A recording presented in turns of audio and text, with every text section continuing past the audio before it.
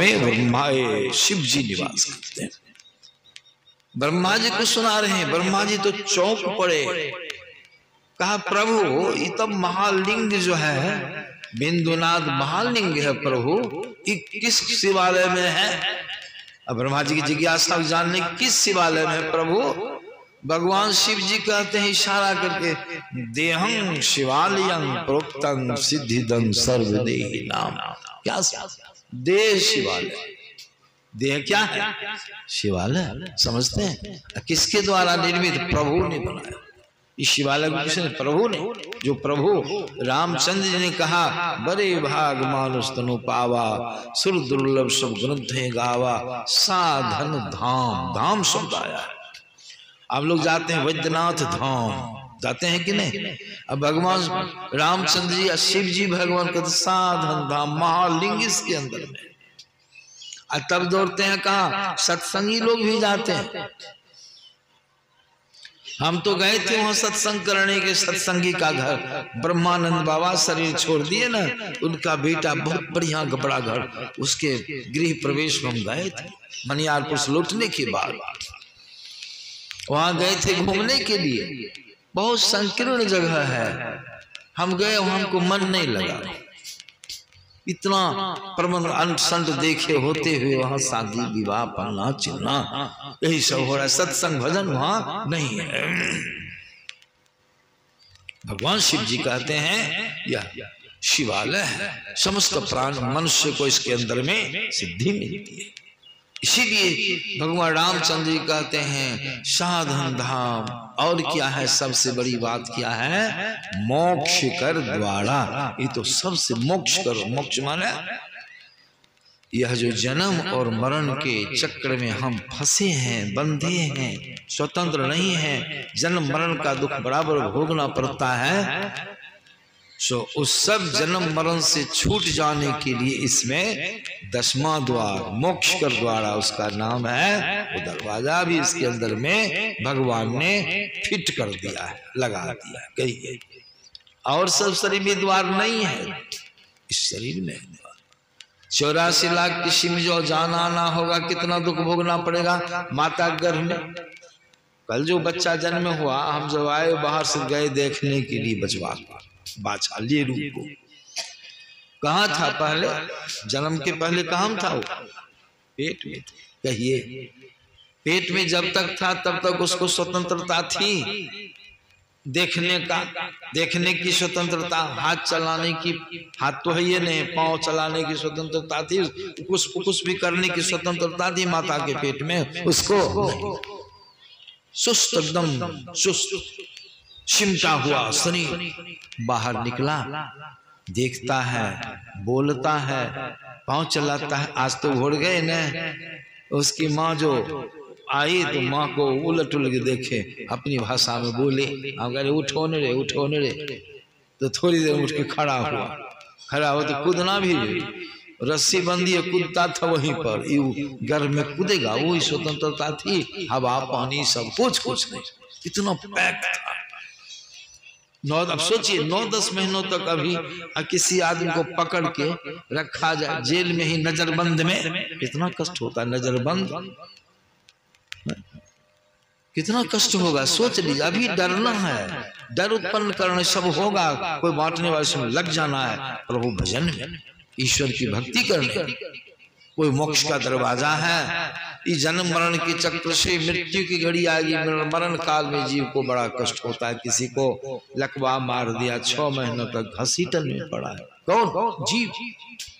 लकवा किसको मारा है? शरीर को कि जीव को?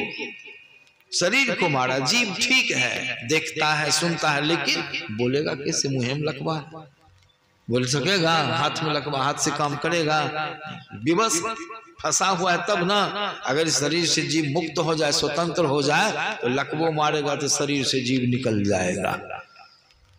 तो साधन, यही साधन संत लोग बताते हैं, गुरु महाराज यही बताए हैं, ऋषि लोग यही बताए हैं, यह शरीर कष्टकारक है। इसीलिए भगवान रामचंद्र जी कहते हैं शरीर से छूट जाओ। इसमें नए कोनो रोग जिसको है तो बुढ़ापा तो आएगा, बुढ़ापा आएगा कि नहीं? बुढ़ापा आएगा।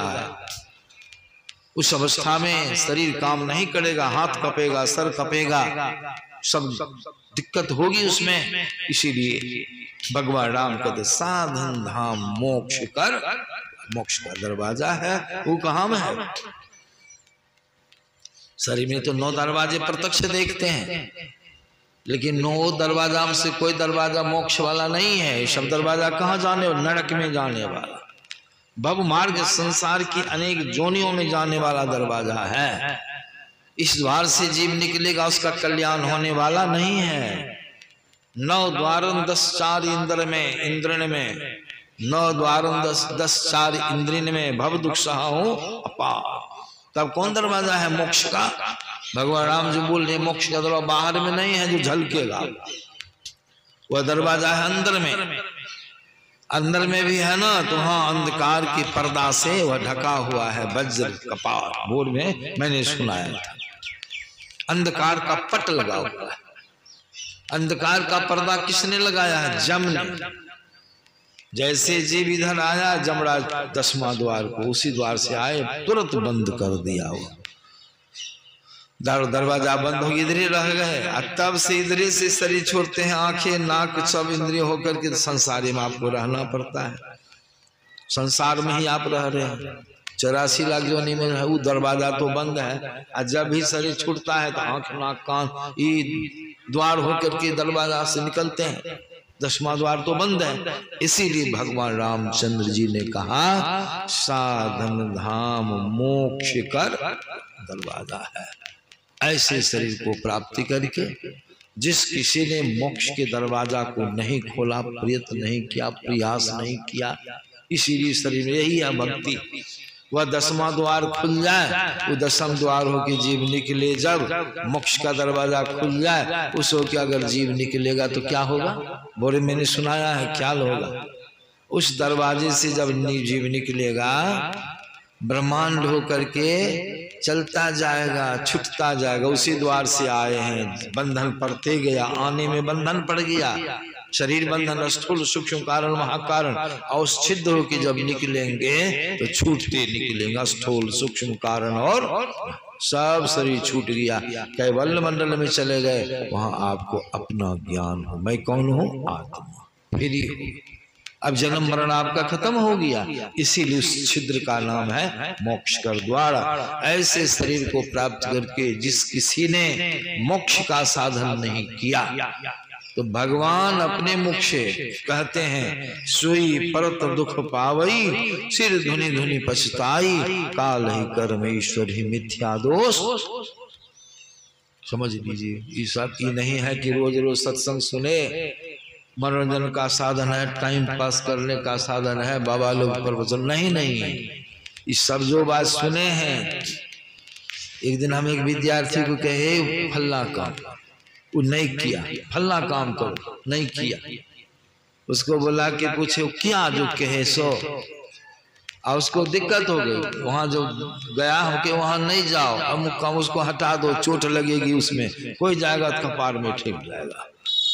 और गया वही उसी को ठीक चोट लग गई, कपार फूट गया, हल्का खून निकल गया। हमके आया हम जो कहे थे तो हमके बाबा, हम सोचे क्या बाबा वैसे कहे, हम मजाक करने में थे, मजाक किए थे, सही कहे भगवान वैसे कहे हैं सो बात नहीं ना है। ये परंपरा नहीं, प्रवचन नहीं, यह है सही बात है। जितनी बातों को सुने हैं सुन करके समझ करके इसके मुताबिक आपको हमको चलना है। वो 10वां द्वार कैसे खुलेगा उसका साधन जुक्ति सबों को जिनको मालूम है उनको साधन करके कोशिश करके जल्दीबाजी में उबरने के लिए 10वां द्वार खोलने का प्रबंध करना है। और जो दीक्षा नहीं लिए हैं उसको चाहिए दीक्षा ले ले दीक्षा। क्यों? नर बपुधर जो जन नहीं गुरु के जम के मारग जई हैं, सूरदास भगवंत भजन बिना वृथा जन्म। सब बात सुनते हैं, भजन आतुरी कीजिए और बात में देर, और बात में देर जगत में जीवन थोड़ा, मानुष तंधन जात गोरधरी करो निहोड़ा। 5 महल के बीच पवन एक पंछी रहता, 10 दरवाजा खुला उरन को तो अब क्या करना है, भज लीजिए भगवान, या ही में भले अपना अपना मन आप जीव का।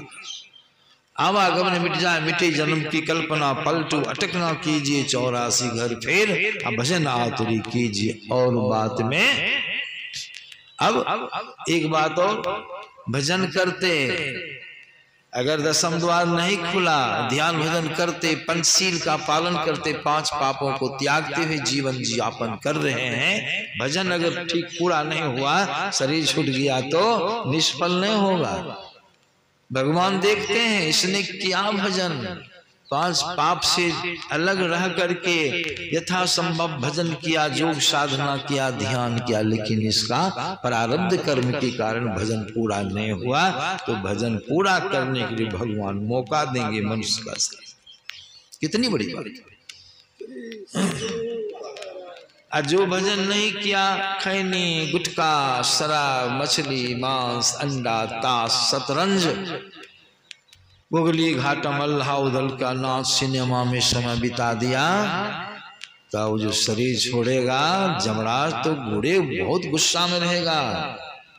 कभी ईश्वर का नाम नहीं या सुमरन का, पशुवत शरीर बिता जाओ, इसको घोड़ा का शरीर दे दो, टम टम खींचेगा, जाइए हम खींचिए। भजन बिना बैल बिरानो हुई हो, 4 पांव 2 सिंह गूंगा मुख, तब कैसे करेंगे। इसीलिए कितना सुनिएगा, सुनाने का अंत है। समय के मुताबिक ढेरी सुना देंगे, अब ये वो भी ठीक नहीं होगा। सब बातें को आगे सुना देंगे तो आप लोग इधर पर आ जाइएगा, कौन बात ख्याल रखेंगे नहीं खे। इसीलिए संत लोग कहते हैं सुनिए, थोड़ा रोज रोज सुनिए। एक दिन सुनने से नहीं होगा, रोज रोज सुनिए, और रोज रोज कीजिए तो सुनिएगा कि याद नहीं। शरीर नाव है, संसार समुद्र में है। यहाँ भी भगवान कहते हैं, नर तनु भव वारिधि कह मेरो, सन्मुख मरुत अनुग्रह मेरो, कर्णधार सदगुरु तृष्णावा, दुर्लभ सा सुलभ करी पावा, जो न तरे भव सागर। तब क्या होगा, नाव मिल गई, नाविक खेने वाले सदगुरु भी कर लिए हैं, अनुकूल हवा भी मिल रही है, अब भव सागर पार नहीं हो, ये भजन ध्यान नहीं, किसकी गलती है। तो परिणाम भगवान फिर कहते हैं, जो न तरे भव सागर, नर समाज स्वाय, सुकृत निंदक मंद मति, तो आत्महन गति कोई बचाने वाला। इस हम लोग ये सत्संग करें, समय समय पर संतों के ज्ञान को सुन करके, समझ करके, अपने व्यवहार में उतार कर, जुक्ति जानकर नित्य नियमित रूप साधन भजन करें। 5 पापों से बच कर आपका कल्याण होगा, शुभ होगा। इन्हीं शब्दों के साथ अपनी वाणी विराम देता हूँ। और सत्संग जहाँ हुआ है, नाम मैं भूल जाता, चंदेश्वरी बाबू, समझे ना, और उनकी जो पत्नी है वह क्या कहते हैं, हाँ नैती, उनके यहाँ घर पर बराबर